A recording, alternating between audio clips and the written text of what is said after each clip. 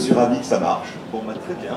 Bah, écoutez, désolé pour le léger retard au démarrage, mais donc nous allons pouvoir entamer maintenant cette table ronde sur la Grande Guerre entre histoire et fiction, avec tout au bout, très loin de moi là-bas, Silène Edgar, donc, qui est l'auteur avec Paul Béorn de 14-14, mais qui est aussi l'auteur d'un autre roman historique pour la jeunesse, qui s'appelle Adèle et les noces de la reine Margot, qui se déroule en 2015 le jour et en 1572 la nuit. Silène Edgar est une passionnée d'histoire, manifestement.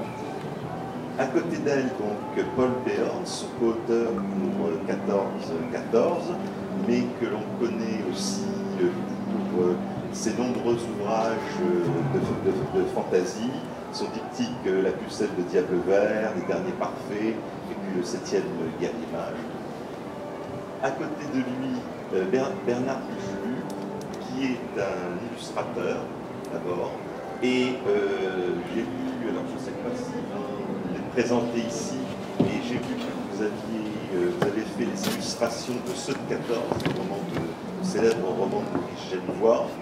Vous avez aussi illustré Le Grand Troupeau de Jean Giono. Non. Ah. Alors là, c'est, je présente ça sur mon site, mais j'ai commencé à illustrer Le Grand Troupeau de Jean Giono. Je présente des projets aussi, et c'est ça qui vous a trompé. Ah, d'accord. Voilà. Et j'ai illustré Vol de nuit de Saint-Exupéry aussi, chez Gallimard. Voilà. Je m'étais centré sur la guerre de 14-18. Oui, donc ça, en fait, c'est un projet qui démarre. Ben, j'aurais voulu, moi je cherchais un éditeur, je voulais illustrer absolument la guerre de 14 à l'occasion de cette commémoration. Et j'avais proposé plusieurs projets, dont Le Grand Troupeau de Giono, dont une adaptation d'une nouvelle de Kipling sur la guerre de 14, et c'est ça que vous avez vu sur mon site. Oui, parce que j'avais vu aussi que vous vouliez faire l'adaptation en BD de La tranchée des Irish Guards. Alors, La tranchée des Irish Guards, c'est moi qui en ai trouvé le titre. C'est une adaptation d'une nouvelle de Kipling. Oui. Kipling a perdu son fils unique en 1915, dès la première bataille à laquelle il a participé.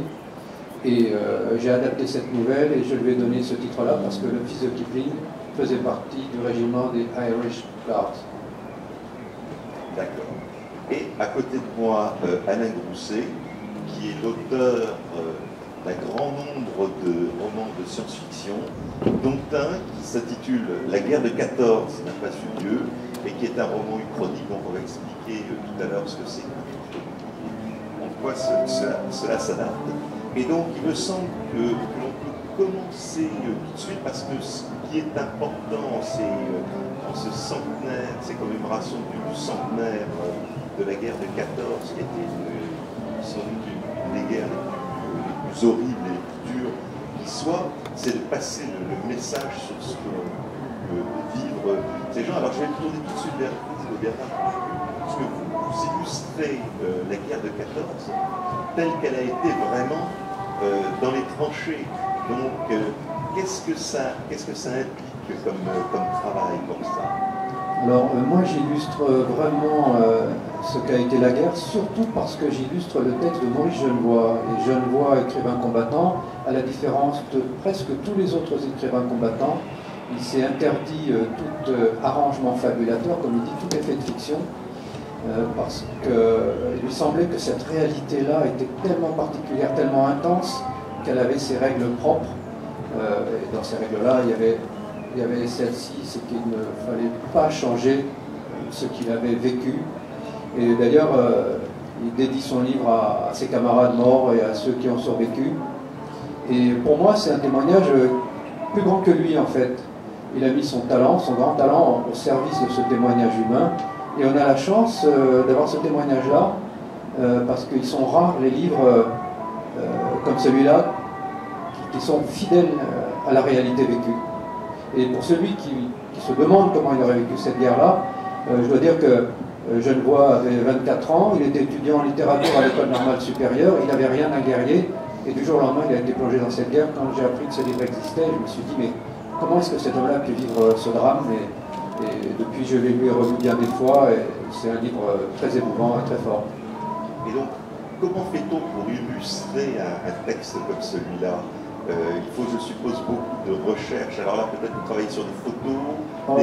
C'est très simple. D'abord, on a la chance d'avoir beaucoup de photos de cette époque-là. Et puis, le travail de documentation d'uniforme, il est très facile à faire.